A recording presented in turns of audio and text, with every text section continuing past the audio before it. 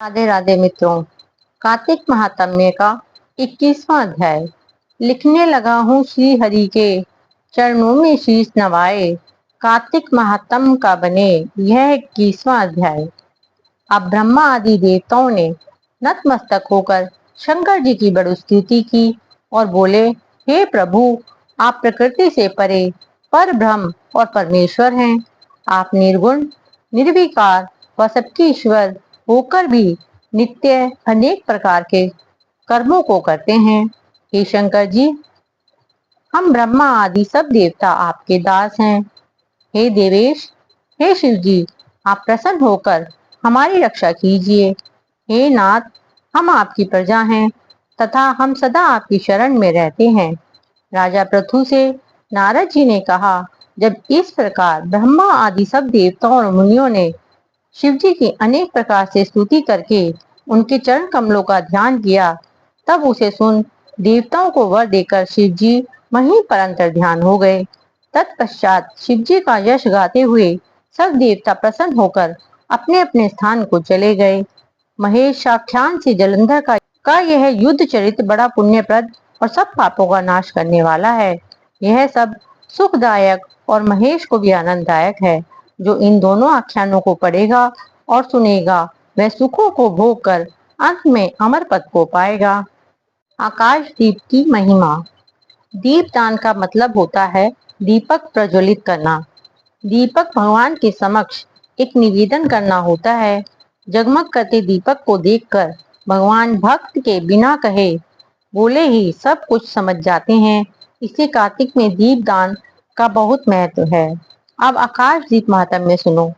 कार्तिक मास आने पर जो प्रातः स्नान में तत्पर होकर आकाश दीप दान करता है वह सब लोकों का स्वामी और सब संपत्तियों से संपन्न होकर इस लोक में सुख भोगता है और अंत में मोक्ष पा जाता है।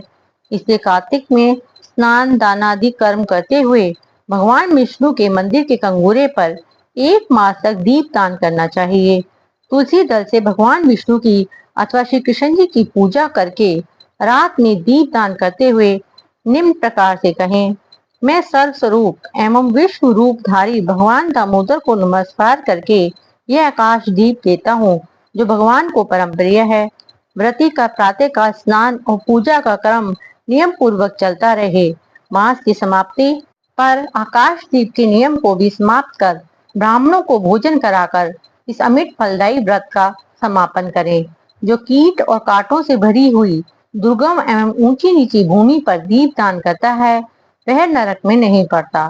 प्राचीन काल में राजा धर्मनंद ने आकाश दीप दान के प्रभाव से श्रेष्ठ विमान पर आरूढ़ होकर विष्णु लोक को गमन किया था।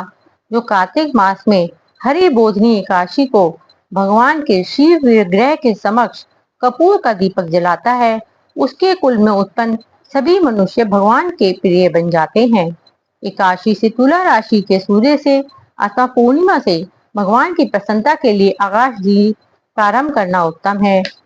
इस समय हमें बोलना चाहिए, पितरों को नमस्कार है, प्रेतों को नमस्कार है, धर्म स्वरूप विष्णु को नमस्कार है, यमराज को नमस्कार है तथा दुर्गम पथों में रक्षा करने वाले भगवान रुद्र को नमस्कार है।